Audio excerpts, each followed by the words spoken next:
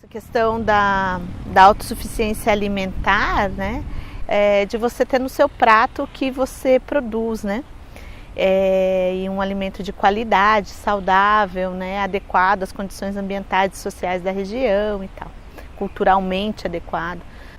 Produzir alimentos em casa era uma coisa normal, sempre teve isso em nós, né, com esse processo, né, da expansão urbana, né, de cada vez mais as pessoas virem para a cidade, para centros urbanos, toda a expansão da agroindústria, né, e a entrada dos supermercados, né. Então o chique não era mais você ir pegar um moranguinho na casa da avó, o chique era você comprar cumbuca no supermercado, né. Então nesse processo mudam valores, né. As pessoas teve toda uma construção de um olhar para o indivíduo que trabalha na terra como uma pessoa pouco qualificada, um trabalho de menor importância, quando na verdade a produção de alimento é fundamental para a nossa espécie, né? Quem é que não se alimenta?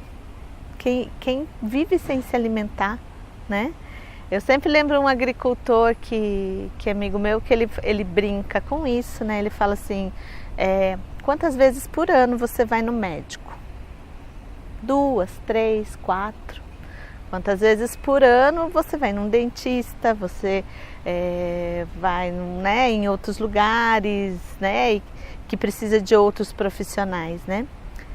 São poucas vezes, alguns um pouquinho mais de frequência, mas não tanto quanto você precisa de um agricultor, né? Uma pessoa que tem refeições regulares precisa de comida na mesa e do trabalho dessas pessoas do campo 3 vezes por dia, pelo menos, né?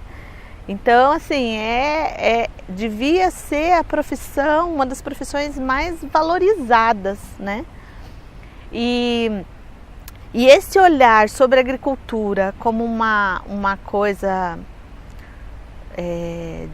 né, que não é muito avançada, não é, né?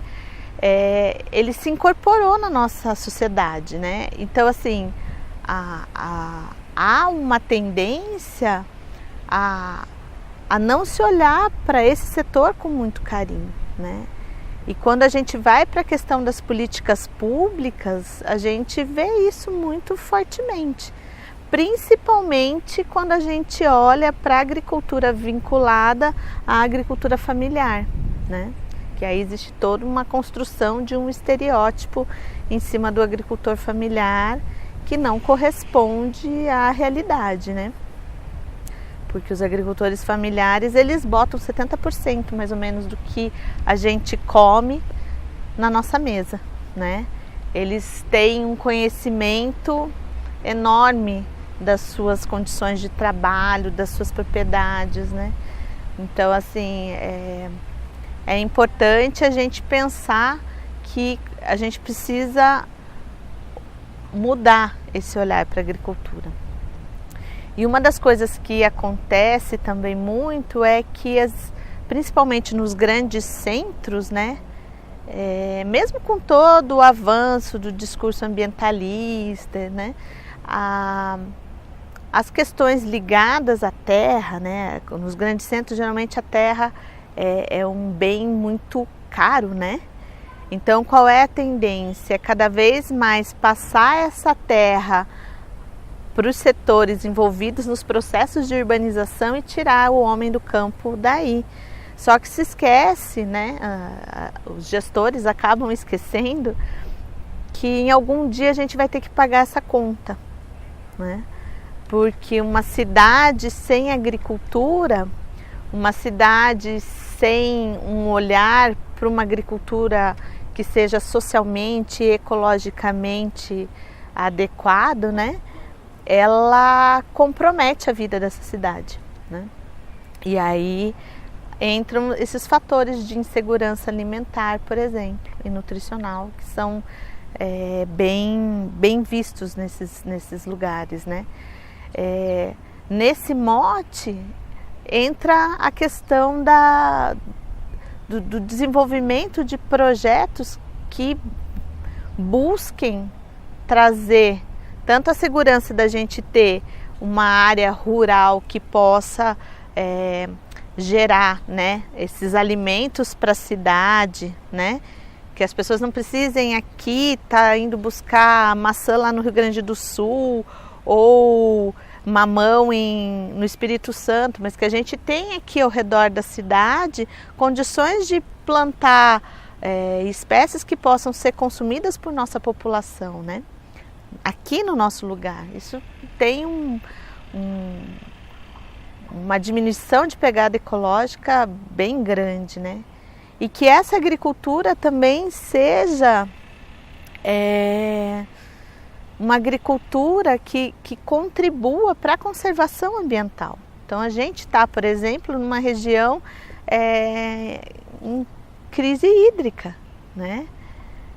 Numa cidade onde a proposta atual da prefeitura é acabar com as áreas rurais, né?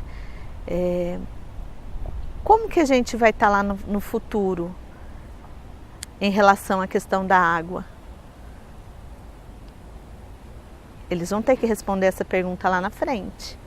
Porque a agricultura, quando você tem dentro da gestão de uma prefeitura, né, um olhar que veja o potencial da agricultura em termos também de geração de serviços ambientais, geração de serviços ecossistêmicos, né? O município ganha muito em termos de sustentabilidade, né? As pessoas ganham em qualidade de vida, né? Então isso é um olhar que a gente precisa estar batalhando para trazer. E se não olha para a área rural, muito menos se olha para a área urbana com potencial de produção de alimentos, né? Eu lembro ainda na década de 70, década de 80, eu sou de uma região mais do interior do Paraná, né? A gente ainda tinha horta escolar, a gente tinha programas de horta comunitária que eram dados pelas agências de extensão rural do município. Você tinha uma associação lá na minha cidade, né, cursos para hortas domésticas, né? Então você ainda tinha isso, mas isso foi diminuindo bastante, esse olhar, né? Então hoje, dentro da agroecologia, né, a gente tem um olhar para essa produção de alimentos nas cidades também, né? Agricultura urbana e periurbana como geradora de qualidade de vida, alimentos saudáveis e ambiente saudável para as pessoas da cidade. E é nisso, né, que eu acho que é muito legal a gente olhar para a horta da Cio da Terra, né? Porque a Cio da Terra, ela tem esse caráter, né? Eles querem produzir alimentos, né, para as pessoas do entorno, alimentos saudáveis, de qualidade para as pessoas do entorno do bairro, né? Então, eu acho que isso é bem interessante. A gente trabalhou com eles durante um período, entre mais ou menos 2007 até 2010, né? E nesse período a gente trocou muito conhecimento, né, para a produção de alimentos de base ecológica, né? Então, como fazer a horta funcionar de uma forma que ela não precisasse estar dependendo de adubo químico, de uso de agrotóxicos, né? Então essa sempre foi uma preocupação do pessoal lá da horta da Cio da Terra. E o que eu acho mais bonito, né? Eles sempre falavam assim, pode vir o Pão de Açúcar, né? Uma grande rede querer comprar o nosso produto, né? A gente não quer só ganhar pelo que a gente produz. A gente quer ver as pessoas daqui com acesso a produtos orgânicos, né? Então, por isso que o olhar deles, eles falaram que se viesse uma grande rede dessas, né, eles não iam querer, eles queriam era garantir que aquelas pessoas do bairro tivessem acesso, porque eles tinham esse olhar também de que determinados setores da agricultura orgânica acabaram tendo um viés muito mercadológico e que excluíam as camadas, né, com menos recursos da população, né? Então eles queriam era trabalhar lá, né?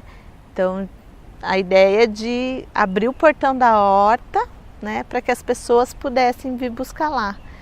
E já tinham também um trabalho junto às escolas, né? Então nas escolas do bairro ali, eles sempre buscaram construir parceria para mostrar para as crianças a importância de fazer acontecer seu próprio alimento, né? Que existia toda uma sabedoria no cuidado da terra, né? E que a terra ela tem que ser conservada por uma série de razões e que isso teria consequências positivas na vida dessas crianças, né? Então eles tinham até uns roteirinhos de educação ambiental, né? Então esse período que eu passei lá foi um processo muito bacana, né? A gente fazia mutirões para limpar a nascente, para tentar deixar a área da horta sempre bacana, né? Limpa e sem risco de, por exemplo, que as pessoas viessem botar fogo e tal. Então a gente tinha um trabalho conjunto bem gostoso. Tenho saudades dessa época. Em 2007 ou 2010? Mais ou menos 2007 a 2010. Você estava lá todo dia? Como que era? Não, eu ia para lá geralmente uma vez por semana, uma ou duas vezes por semana, né? A gente teve um projeto aqui financiado pela Unicamp, num edital de extensão comunitária. E aí a gente ia com uma série de estagiários lá, né? Uma vez ou duas por semana para trabalhar. Era do IB Engenharia Agrícola. Para trabalhar lá na horta. E aí a gente teve o curso, né? E aí também o trabalho prático na horta. E aí na época também a gente tinha outros parceiros de outras instituições juntos, né? Com a gente, que também trabalhavam lá. E acho que foi uma época bastante interessante, assim, porque a primeira coisa que a gente fez foi nos dispor a conhecer quem eram as pessoas que estavam lá, né? E aí a gente fez um diagnóstico participativo, a gente trabalhou com eles a análise desse diagnóstico, quem éramos nós. Então a gente fez todo um trabalho na época de organização do grupo também, né? A gente depois trabalhou também com metodologias participativas para elencar quais eram as demandas desse grupo, né? Estabelecer quais eram as prioridades que eles tinham. E foi em cima disso que depois o nosso projeto e outros foram se estruturando, né? Teve 2 trabalhos de iniciação científica realizados lá, né? Um sobre monitoramento de indicadores de sustentabilidade e um outro que foi de análise da água, da nascente que tem lá, né? E a água lá é boa? Na época era. E isso que vocês fizeram lá ainda rende frutos hoje ou hoje já se modificou muito a realidade lá? Ai, que eu não sei te dizer, né? Porque eu encontro o pessoal do Itajaí já com eles comercializando aqui em Barão, né? Em semanas da agricultura, que a gente organiza junto, né? Mas eu não tenho mais ido à horta. Eu fui, acho que uma vez com a Kellen, para uma projeção de um filme lá, durante uma semana de agricultura, mas depois eu não voltei mais. Porque aí a gente tem outros projetos por aqui, né? Mas é legal essa ideia de que vocês que deram essa consciência para eles já tinham essa consciência de não vender para uma grande rede? Não, isso era deles. Caramba, legal. Isso era deles. É uma coisa que é estudada, né, na agroecologia, essa ir direto para o consumidor, né? Não tem esses circuitos curtos diretos de comercialização. Né? Mas eles tinham essa preocupação, né? Assim como eles tinham uma preocupação ambiental muito grande, né? Então, a questão da nascente, de manter a nascente saudável, né? Porque nem sempre todo mundo trata muito bem, né? Às vezes passava gente lá, jogava toco de cigarro, pegava fogo na cabeceira da nascente, ou alguém ia lá de noite com um caminhão de entulho e jogava. Então eles meio que viraram os guardiões ali, assim, desse local, né, de manter. E se você olhar no mapa, é bem interessante, né, porque assim é uma área densamente urbanizada ali, né, você tem um bairro pouquíssimo, tem arborização, né, muito pouca arborização, e a horta, ela acaba sendo assim uma ilha verde no meio do bairro, né?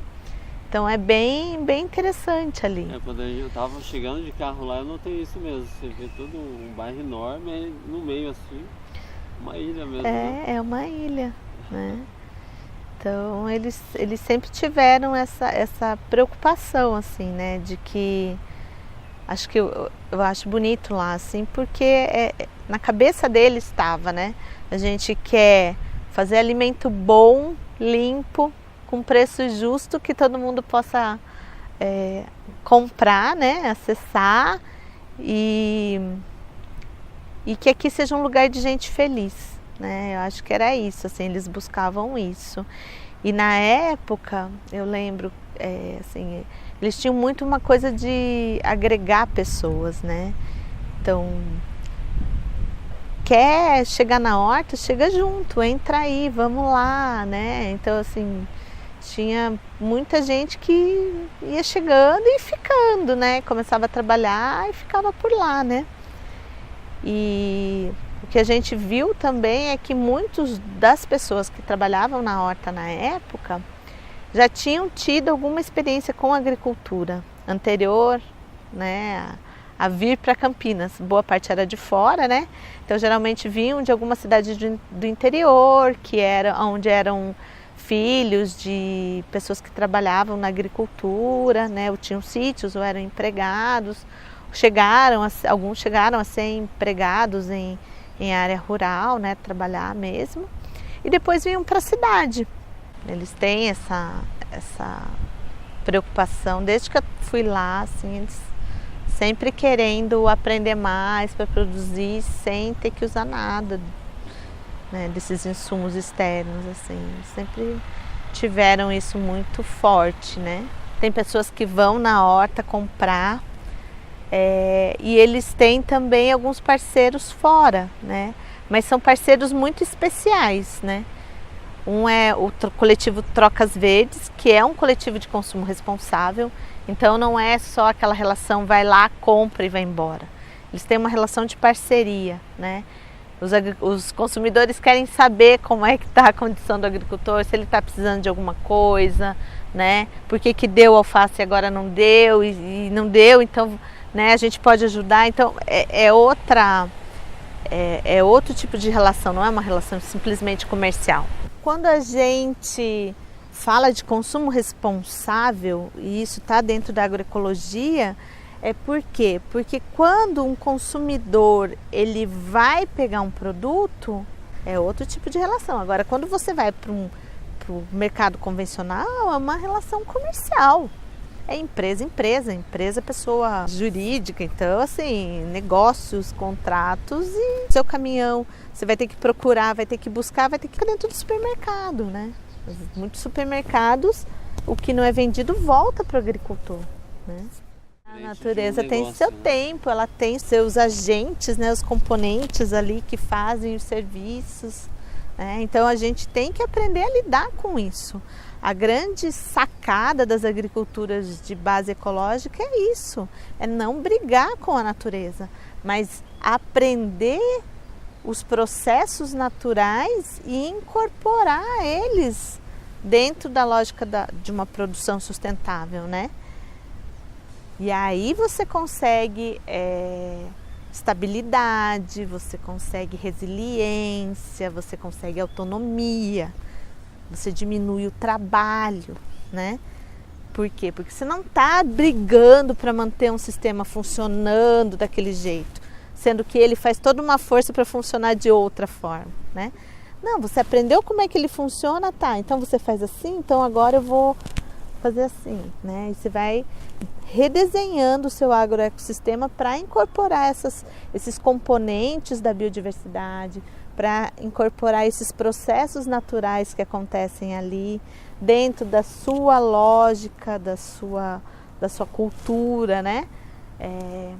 Para que isso te gere produtividade, mas também sustentabilidade, né?